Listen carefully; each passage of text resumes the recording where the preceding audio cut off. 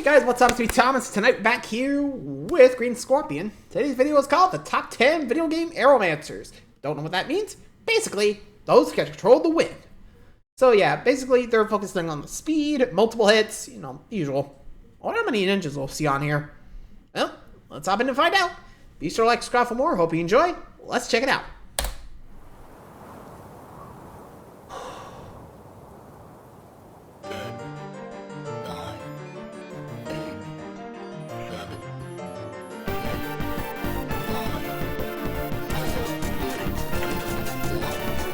Nope.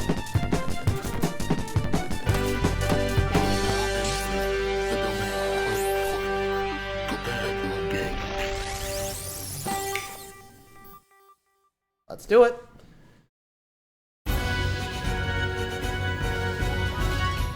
Air, the element of freedom. It surrounds us and fills us. It is our atmosphere, everything we perceive as nothing. It lets us breathe, carries heat and sound across our planet, and stands as a protective barrier against the cruel vacuum of space. Hello everyone, the Green Scorpion here, and welcome to Week 2 of Weapons Month 4, where we are now discussing arguably the most graceful and versatile of the elemental masters, the Aeromancers. Though not the most popular element to control, air is the most immediately vital to our survival, so omnipresent that it ironically escapes our notice. It's our very atmosphere. Without it, the outside pressures acting on our bodies would disappear. We would literally explode. Honestly, I think there's a lot of potential with this element still going untapped, but today's 10 tornado tossers still leave their enemies breathless with their powers over wind. Wind is defined as the observable phenomenon of air in motion, normally as a current. As such, it is the more weaponized form of air and often used interchangeably as the name of the element itself. Semantics aside, shaping the winds provides a lot of versatility in how you approach challenges. Unless you're in space or in a vacuum, you're usually surrounded by this stuff. And as a gas, it can be shaped and formed however necessary with the right apparatus. It really depends how you use it. The flimsiness of a gas may make it weak at first, but look around the world for just a few examples of the possible strength of enough howling gales. Windmills are built to try to harness just a fraction of their power, and entire mountains are shaped by them over time. But despite being the element of freedom, there just aren't as many dedicated wind wakers as some of the more common elements. And before you ask, no, Link is not on the list, you can put your guns away. Characters like Link and Sonic may embody the spirit of the element and occasionally utilize it, but for this list, I'm looking for dedicated practitioners who can blow away the competition. Again, Sonic's more speed, so batten down the hatches. Wind. It's time for the top 10 video game Aeromancers. Here we go. Who's first? Number 10. Oh. Hello, Kim Martz. Spear wielder. Whoa! Weapons Month 1 throwback. If you remember back at my top 10 spear wielders, you'll probably recognize Zoldan from Kingdom Hearts 2. Look at that. And you might recall that I was pretty generous. 6 spears. By that, I mean that I called him the best spear wielder of all time, and that really hasn't changed for me. So I won't be reiterating his backstory or how well he uses his 6 freaking lances. But like Axel, not only does Zoldan sport his weapons, the wind lances, he also commands an element, air. That is a deadly combination right there. So you might be wondering what he's doing here at number 10. Believe me, I love this guy. I think we all know him more for the spears, but when I think about him, I think about the Spearmaster, not the Aeromancer. Granted that he does use his wind powers to enhance his weapon mastery, but in ways too subtle. Still, I can't just ignore everything he has going for him, so I'll take another look and evaluate him as a wind wielder. Besides, Zoldan's a great first example for some common wind moves. He likes to keep himself protected with the spell Wind Arrow, barrier, surrounding wind himself in a blades. constant ball of wind that deflects a lot of the force from all physical attacks. Combined with his mile-long health bar, he's not dying anytime soon. And while he usually can just levitate his weapons with his mind like the other nobodies, Zoldan sometimes uses the wind to spin them around just a little faster. His lances also combine into a dragon or a hydra that fires a huge gale of damaging wind that Sora does not want to get caught in. In fact, we might as well use Zoldan as a lesson on how wind is most commonly used in games. Windshield? Check. Attack based on circular patterns? Check. Flight or improved jumping? Check. Big stream of wind? That's a big check right there. You'll notice that oftentimes in video games, wind has this kind of slashing effect. Like a lot of wind spells are used as ranged blades. I suppose that goes with an early Japanese trope of describing some samurai swords as being so fast they slice the air. And yeah, he's tough. It can be Oh, yeah, hard to the old air notice behind slice. all of the Sorry. spinning spears of steel, but there's always some air manipulation going on around him. Just maybe not enough to take my mind off those whirling blades and tips. Yeah, true. Again. Oh, there you go. Good job.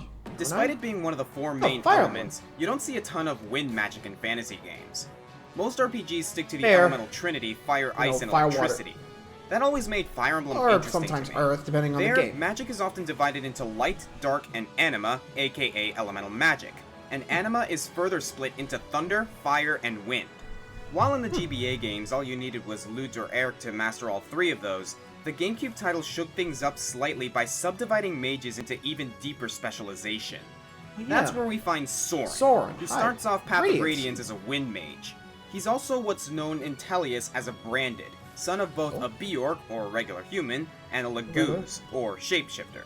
His mother was a dragon Laguz, meaning that Soren is 1/4 dragon, and that's awesome! Yeah, that is Unable badass. to transform, Branded often have a penchant for spellcasting, It's okay, and Soren is no exception, bringing his considerable talents to the Grail mercenaries. He's a shrewd scholar, a master tactician, and eventually becomes Ike's closest confidant and best friend. Soren is another iffy choice for me because he still has easy access to thunder and fire, but his class gives him added skill and power to wind tones, which when read emits emerald-colored gales at enemy units. Wind mages eventually upgrade into wind sages, and in Radiant Dawn, they become arch sages. Following this path, they eventually get the SS weapon level in wind tones, meaning he can use the most powerful Stratus magic known to man, the dreaded Rexcalibur. There's another wind mage named Bastion who, I have to admit, is also pretty great, but with his high magic and resistance and above average speed, not to mention plenty of chances to level him up, Soren is widely considered to be the best mage in the game. You still might not want him on the front lines with Ike, but his Elwinds and Tornadoes are very accurate and tear apart air units like Pegasus Knights and Ravens. Unique to Fire Emblem, wind tones also have the tendency to cool and freeze the air, leading to spells like Blizzard, which has a range of 3 to 10 spaces. The trade-off is that these long-range spells are much less accurate, but don't be surprised to see the Adept Soren landing those hits on far-off flyers. He may not be my favorite mage in the series, but with a little I'll be investment, real, not much Soren of a Final controls the Fantasy kind of skies. guy, and level strategy there. I don't think I would be able to do it. Most of the... Soren just healed this... Hopefully Golden Sun has a way of sneaking under people's radar, even for the most dedicated Nintendo fans. But what better time to jump in than the present, with Golden Sun just sitting there on the Wii U Virtual Console. The game's... Okay, pausing a little early, but I do know there's like a GBA port, like, or at least a emulator here on the Switch.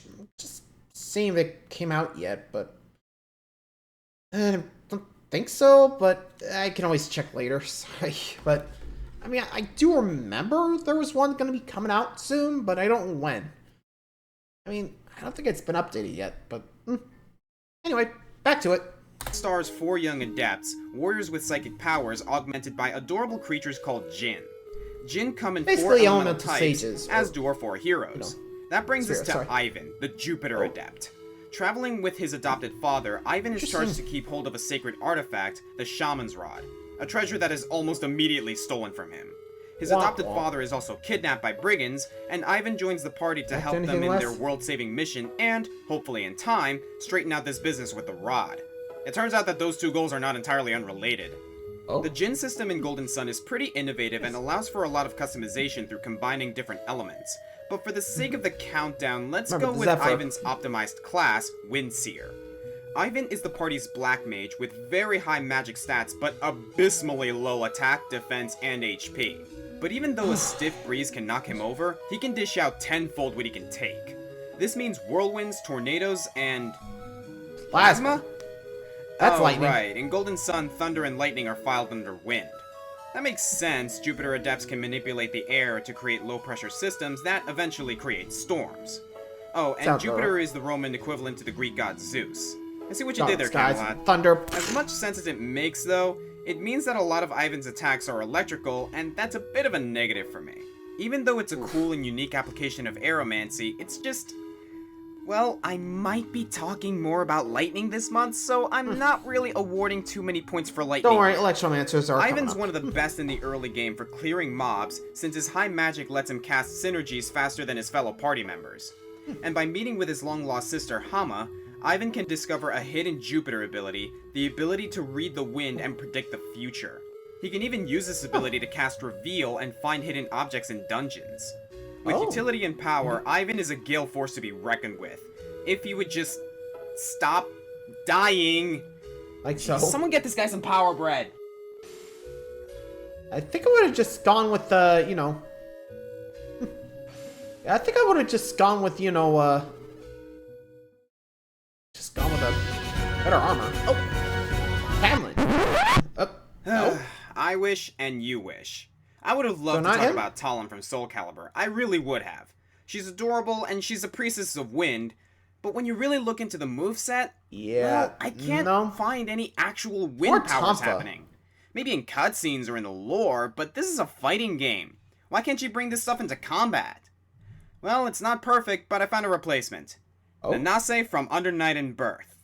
Yeah, ever heard of this one? Oh, her. That's Nanase. Huh. Okay. I'll be honest, never heard of this franchise. I know there's the cross tag with Blaze Blue, Persona, and, you know, Ruby, but... When the city is set upon by the enigmatic Hollow Knight, creatures called Voids start attacking innocent people. One victim is the middle school student Nanase, who survives the attack but is affected by the abstruse creatures and gains special powers, becoming what is called an inbirth. Nanase specifically gains the power known as EXS Vengeance, also called Windmill, which allows her to control the winds. Where she got her sword Zephyr is beyond me, but it's an interesting choice for an Aeromancer. I mean, Talon has her light elbow blades, but Nanase has this huge broadsword. Also, I know that's your school uniform, but if you're going to be an aerial-based character, you might want to change out of that short skirt. Nanase's powers make her constantly blow the winds, she does have those channels this force through her sword for some aerodynamic dashes and slicing air cutters. From above, she can launch a wind spiral diagonally that runs along the ground, or she can just blast tornadoes in front of her or counter attacks with a vortex. Those little winglets on her feet also give her a double jump that's great for positioning. It's a lot of simple tools that form together to make a really solid moveset. Oh, and she has a Rasengan. I can't say too much for her character, though. Basically, she spends her story chasing the main character, Hyde, who she thinks is responsible for the Hollow Knight. Then she runs into different women and keeps misinterpreting their dialogue for double entendres. Her entire story revolves around stupid misunderstandings. But that's not a big deal for me in a game like this. I just like the flashy combos. And Nanase's are particularly spectacular. She makes a lot of pushing and repositioning to get the opponent into her many multi-hit vortexes. Besides that, all I can say is... Hey, she really just let her go. Yeah, no kidding. Hey, look. Still has that combo. Look at his health is gone already. Yeesh. This week's league champion was a tough call between Yasuo the Unforgiven and Janna the Storm's Call. Both incorporate the element into nearly all of their abilities, but in the end I had to side with Janna. Her abilities and lore are both just a little more dependent on the element, and she doesn't even need the sword for auto attacks. Janna grew up on the streets of Zaun of all places, the city-state known for unethical experimentation in spellcraft and technoturgy. Despite being surrounded by all of the artifice and alchemy, Janna discovered she had a gift for a completely natural force of magic, the element of air. Vowing to rise from her lowly street rat station, she trained tirelessly until discovers power and rises from poverty. Nice. Developing a mastery of the elements to the point where she began to transcend her human form and even show some aspects of an elemental herself. Really? With her newfound power, she defected from Zaun and joined the League to advocate less harmful sorcery practices. Her acclamation to air doesn't stop at casting, however. In her spare time, she became a decorated aviatrix and an informed meteorologist. This is canon. Really? I think. But let's look at her just costumes. Janna is most commonly used as a support, but it's not terribly radical to play her as a mid lane caster. Her main tool is Howling Gale, where she channels a small cyclone. The longer you channel, the bigger the cyclone and the further it travels. It's not the hardest thing to dodge, but if an enemy is too absorbed in grinding minions, they are punished with AP scaling damage and a pretty long knockup. Its range provides some Yeah, give it serious a few poking seconds, you're potential and done. lets you harass lane opponents even under their tower, making Janna a great partner for Caitlyn. Hey, See you. any friend of Caitlyn is a friend of mine. One rank in Janna's W, Yeah, I Zephyr, think summons a he's small actually a wind friend of elemental ours. who permanently joins Janna, increasing her movement speed. Sharpshooter, On I think, activation, too. the elemental attaches itself to an opponent to damage and slow them.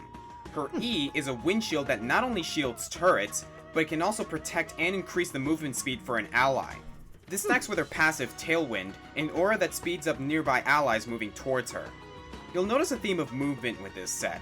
Janna has remarkably refined influence over the atmosphere of the battlefield, and Again, the whole effortlessly elemental manipulates it to slipstream around allies and thicken around opponents.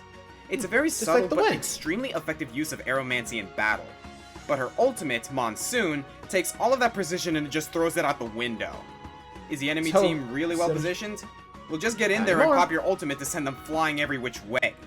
Not only that, the ultimate purifies the air so much that it actually heals all allies in the area. Janna's Dang. set is very passive and much more team-oriented, landing her at the lower half of this list. But few elementalists can say that they are that well integrated into the environment. Yes, it's true. For only $2.95 a minute, I will leave you breathless. $2.95 a minute. What? So you're seeing a That's pattern not here, mine. right? Magic, magic, psychomagic, spirity magic, and more magic. A lot Well, of how do you magic. manipulate air with Oh, technology propeller. anyway? Attach a Propeller fan to knight, your yeah. head? Well, that's a nice start, Propeller Knight, but I think we can do better. How about You're 2 done. plane turbines for arms?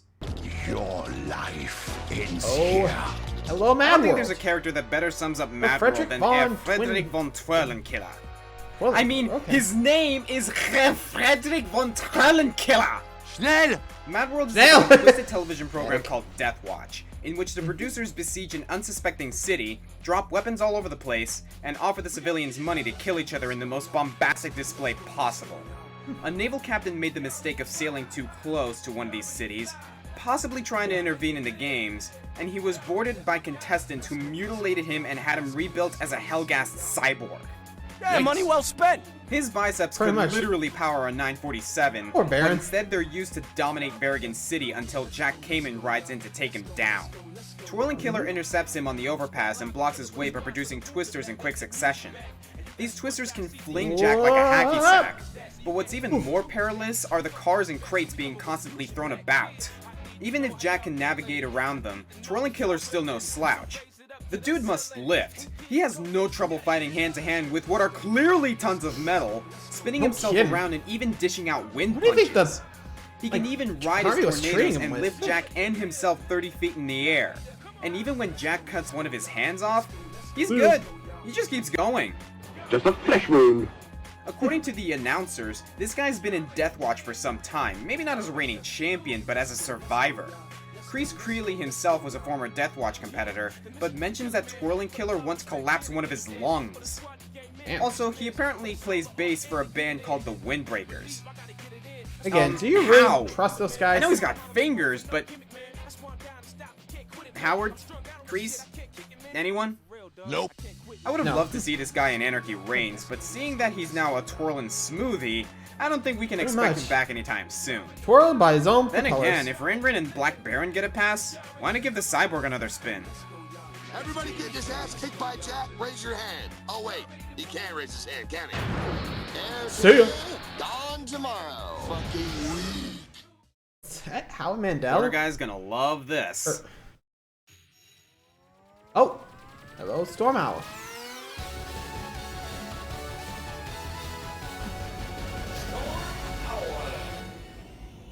Storm Owl from Mega Man X4 is an esteemed general of the Repliforce and commands a powerful fleet of airships. The Repliforce was designed as a militia group to clean up for the past mistakes with Sigma and Dr. Doppler, but when they express their desire for yeah, Replord whoops. independence from humans, they are branded as Mavericks. Given Of Storm course they Owl's did. illustrious career fighting for the good of humans and Reploids alike, this comes as a shocking betrayal. He still has the courtesy to salute you before battle, though.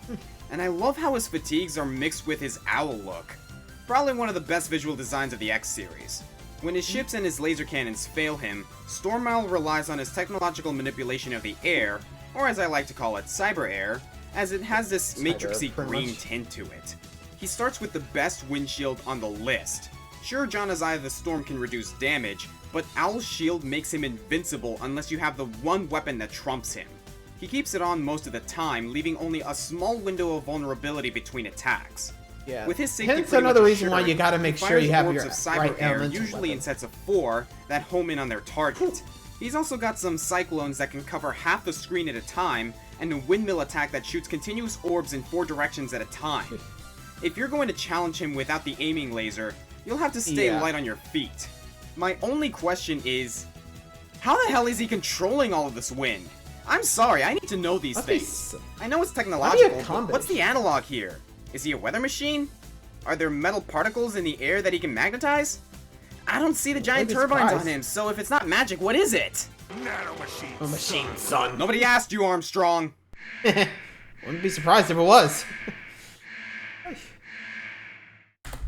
I mean, yeesh. You think, like, those guys in the AI, those replacements for, Mav or Sigma would have been like, okay, let's try not to piss off the humans. But nope, they did. Oopsie. Also, I don't know, like, weren't they under the Sigma virus again? I think that's what I remember, or that's usually the plot point, right? Anyway, final 3, here we go.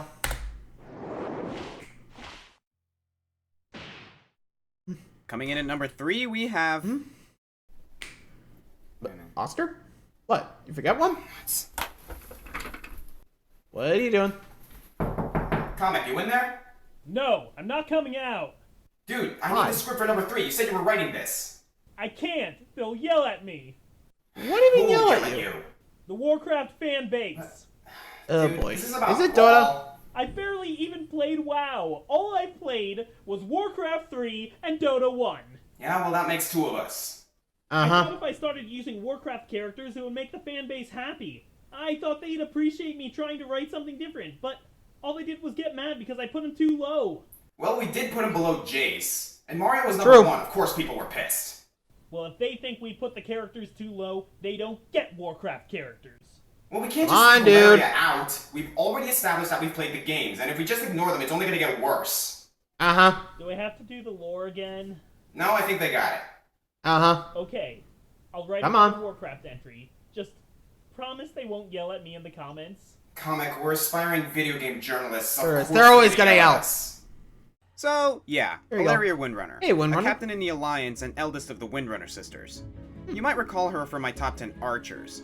Unlike with Zaldin, however, Valeria rises above in both categories, as I feel she's found a happy marriage between archery and aeromancy.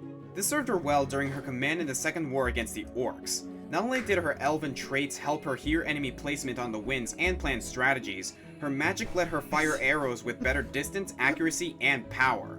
She's remembered as a hero for her last assault, when she led her brigade through a portal to the dark world of Draenor to cut off their connection to Azeroth.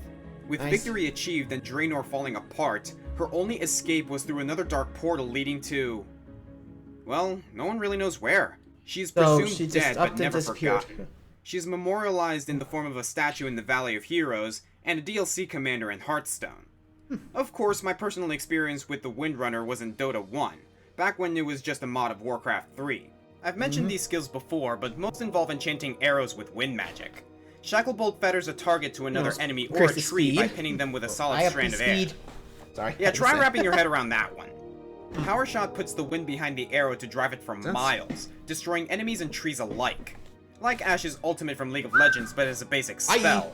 And her own ultimate has her channel wind through her own body to increase her adrenaline and, by extension, her attack speed. Usually when you inject air into someone's bloodstream, it kills them. But I guess it's different for elves. She also pioneered the spell Windrunner, using her own name. A popular enchantment in the Warcraft mythos, Windrunner or Windwalk increases movement speed, decreases movement speed of those around you, and makes you non-targetable, and in some cases, invisible. It essentially turns Valeria into wind, perfect for quick escapes or thrilling pursuits. What I didn't mention last time was Dota 2. Though Dota 2 is now independent from the Warcraft mythos, taking place in a different universe entirely, there is a successor to Valeria Windrunner named Lirelei, the Wind Ranger. She's still an intelligence-based hero that relies heavily on agility, and all of her spells and abilities are replicated, barring patches and tweaks. It's weird. Ilaria didn't live to be in World of Warcraft, but through Dota 1 spiritually transcended the Blizzard franchise into Dota 2, just as another character. Wait a minute. You don't think... She went into a dark portal. No one knows where it led. She hasn't been heard from since... Is it possible that Lirelei is Aurelia? Maybe? Malfurion's beard! She's alive! I know she's not an elf, and I know that Lirelei has her own lore, but this is bigger than that! This is some Adventure Time Farm World crap! What a twist! Or maybe I just don't know enough about either of these two games. Tremble before the might of the elves. If it actually did turn out to be her, just I hope reincarnated, you guys are I wouldn't appreciating be how far I surprised. went out of my comfort zone this week. First Golden Sun, then Under Night and Birth, then talking about Warcraft again, and now Monster Hunter. This is the Kushala Daora. That may be a mouthful, but it's an easier title than Giant Metal Wind-Spitting Elder Dragon. We'll just call it the Kushala. Kushala is a unique breed of monster. It feeds on iron and malachite ore, which gives it metallic skin that protects it from most elements. It frequently has to shed that skin before rust sets in, but a new coat grows back almost instantly for a healthy Kushala. You'd think that would mean that it's pretty heavy, and it is, but the Elder Dragon beats gravity with its sail-like wings, which grow proportionally larger to its body than most of any other dragon. These wings also assist the Kushala in its primary hunting tactic, manipulating the weather. The metal dragon can soar at unprecedented speeds, creating a wind current behind it, and blow gusts around and below it that can even freeze the ground. This combined with its wind breath help it push around even the portliest of monster hunters. Yeah, so basically, don't stand near the cliffs, you're gonna get pushed off Kushala one makes her breath. living atop the highest peaks of the tundra. And man, are you lucky that there are no ringouts in this game. You're already freezing in your armor, but the Kushala's mighty blows will only help the temperature drop, potentially freezing you in. Its wind cannon spits out what I can only describe as Rasengans, while its wind stream is a long-range bellow, during which it will turn its body 360 degrees to try and take you out. And when enraged, it puts up a wind aura that protects its torso and legs. It doesn't help that if you're knocked back into the snow, you might roll up into an adorable snowman. Hey, you worked hard to make it all the way up this mountain, and Kushala Daora won't disappoint you. Get yourself a Star Wars team of 3 and make sure you pack your earmuffs. Yeah, you're gonna need a blanket. This is gonna be a tough one. And again, most monster hunters are tough. Ooh. Creepy. Number 1? Remember the entries from last week? We talked about a guy named Rubicante, a servant of Golbez and leader of Golbez's elemental archfiends. Well, here's the thing. Rubicante may be the leader, but I don't think that makes him the strongest.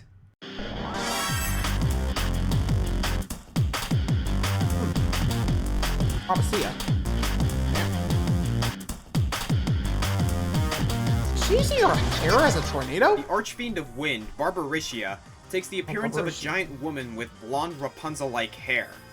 Those locks aren't for climbing, though.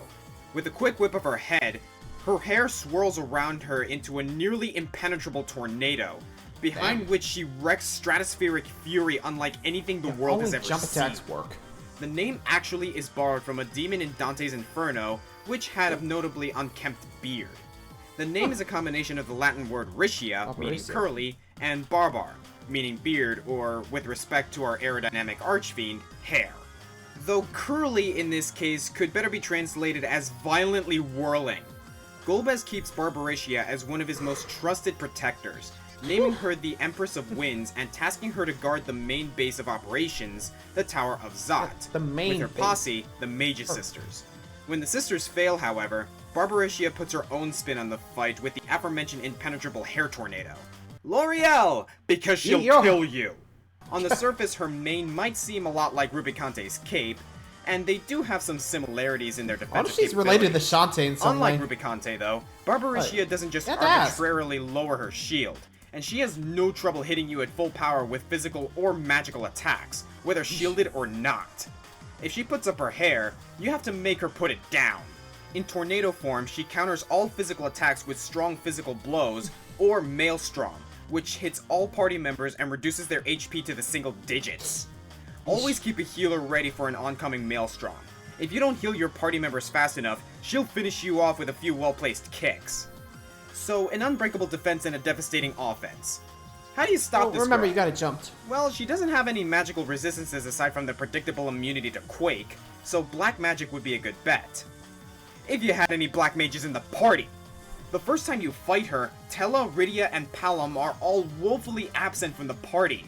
The only thing that can knock her out of the vortex is an attack directly from above, Kane's jump. And you know what? That's pretty cool. Think about the physics here. The centripetal force of a tornado automatically expels everything in a 360-degree axis, so the only way to get in would be through the cone above, diving directly into the eye of the storm. Any coincidence that the character absolutely crucial to taking this girl down is named Kane Highwind? Theming. You gotta love it. With one good hit, she'll stay her follicles. But that doesn't mean that she's down for the count. Barbariccia continues her assault with Tornado for single targets and Maelstrom for hampering the entire party, and in a 3D remake she can conjure lightning. So Ivan's not the only Aeromancer that can produce electricity. There's not really a good defense at this point, just keep popping healing spells and hit her with everything you've got, and hopefully you can knock her out before her bad hair day strikes anew. Barbariccia has also dropped by as a boss in the after years and remakes of Final Fantasy I, always with a new Cyclone to terrorize the party. It's not like Barbariccia is a particularly memorable character either.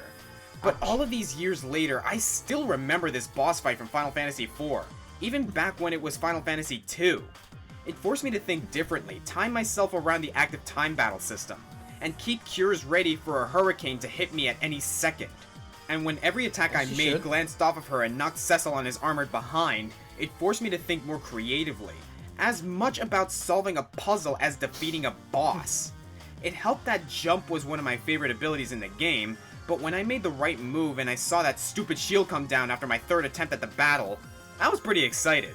Also, I gotta say, summing up this list, this was the hardest element to compile candidates for. Partly because my usual foundation of RPGs fell off beneath me. Not surprised. Dungeons & Dragons and Ultima cemented the archetypal trinity of elements, heat damage, cold damage, and electrical damage. With all RPGs owing their inspiration in some part to these sources, it's usually easy to find these spells in any RPG, Western or Eastern. That safety net is kind of gone with Wind. There aren't many wind-based specialists in Final Fantasy, and in truth, there aren't many in most RPGs. But that just means that when an Aeromancer does show up, they break the curve and make their own rules. How do I beat Rubicante? Use Quaker Ice. How do I beat Cagnazzo? Use Thunder. How do I beat Barbariccia? Use... Jump. Huh. In a sea of fire and thunder, this creature design really stands out to me. And no, it's not just because she's a scantily clad Amazon. It's because she's different. The joy of this list has been that even though the symbolism exists, the tropes are harder to contain. Air is the element of freedom, and here we have a lot of air elementals just kind of doing their own thing.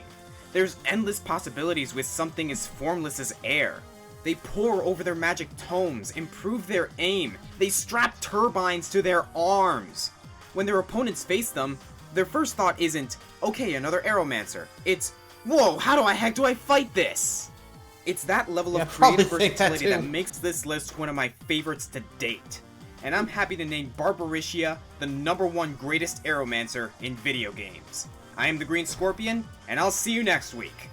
Bring it down. Yeah. You always wonder, like, how she does that, but also wonder that she's related to Shantae, you know, the hair whip and all. Anyway, hope you guys enjoyed that one. Till next time, let me know what you guys think of the Aeromancers. Till then, see ya.